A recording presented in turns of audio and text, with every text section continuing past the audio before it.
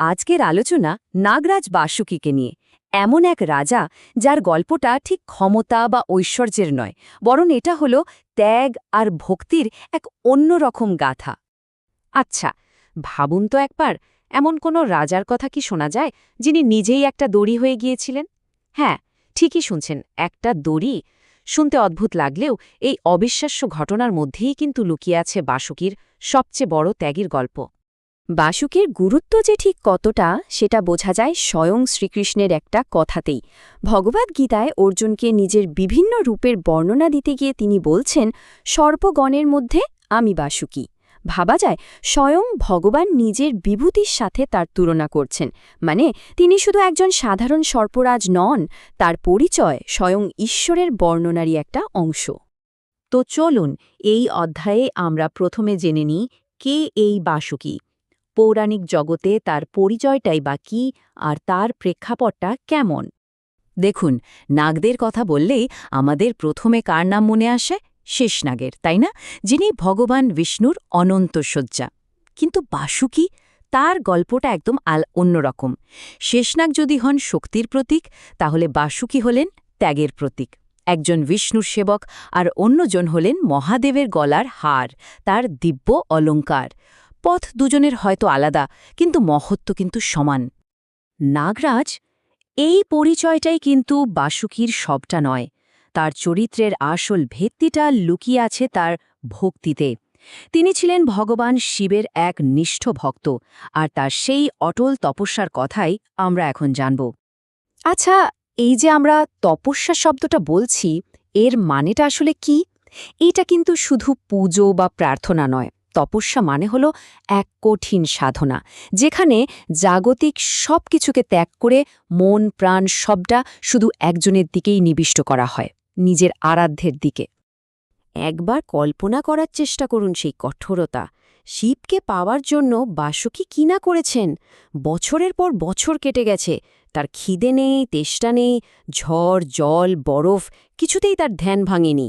এমনকি শোনা যায় উইপোকা তার শরীরে বাসা বেঁধেছিল, চারপাশে দাবানল জ্বলে উঠেছে, কিন্তু তিনি অবিচল।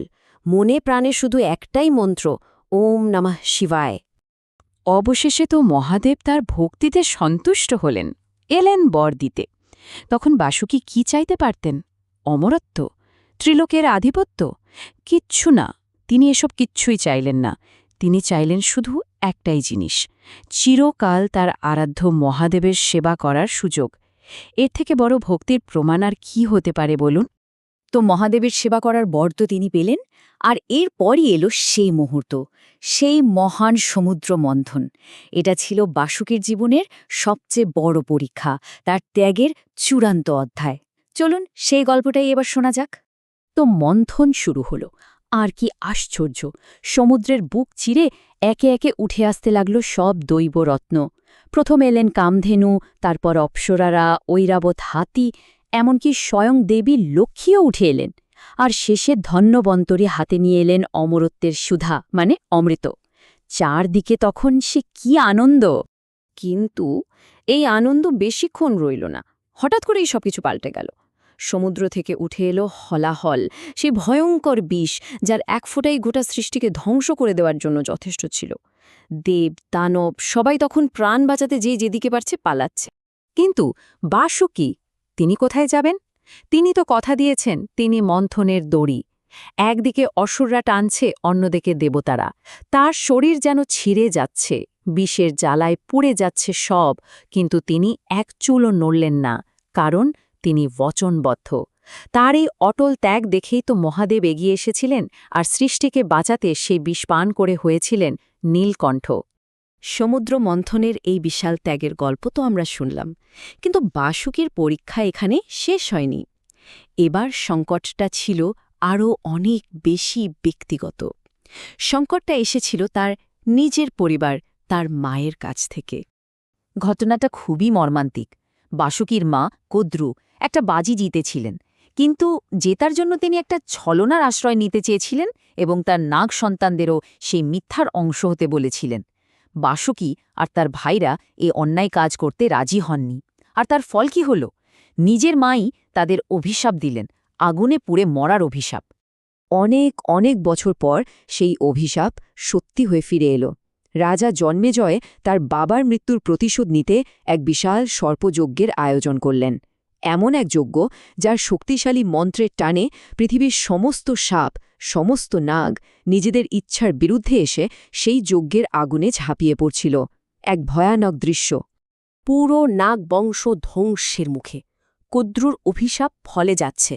তাহলে কি সেদিনই নাগবংশের অস্তিত্ব শেষ হয়ে গিয়েছিল? না, নাগবংশ সেদিন শেষ হয়ে যায়নি, কারণ তাদের রাজা ছিলেন বাসুকী, যিনি শুধু একজন ত্যাগী ভক্তই নন, তিনি ছিলেন একজন অত্যন্ত দূরদৃষ্টি শাসক। চলুন শেষ অধ্যায়ে আমরা দেখি কিভাবে তিনি তার প্রজা আর বংশকে বাঁচালেন আর রেখে গেলেন তার উত্তরাধিকার। বাসুকীর অবদান কিন্তু শুধু ওই সমুদ্র মন্থনেই থেমে থাকেনি।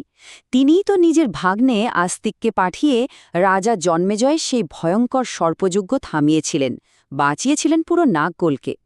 আবার যখন ত্রিপুরাসুরকে বধ করার সময় মহাদেবের একটা ধনুকের ছিলা দরকার পড়ল, তখন বাসুকীই হয়েছিলেন সেই পিনাক ধনুকের ছিলা।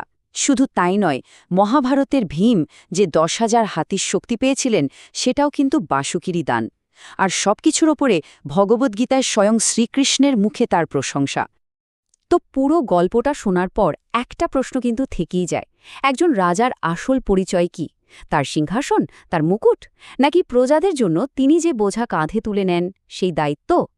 বাসুকীর জীবনগাথা আমাদের এটাই ভাবতে শেখায়।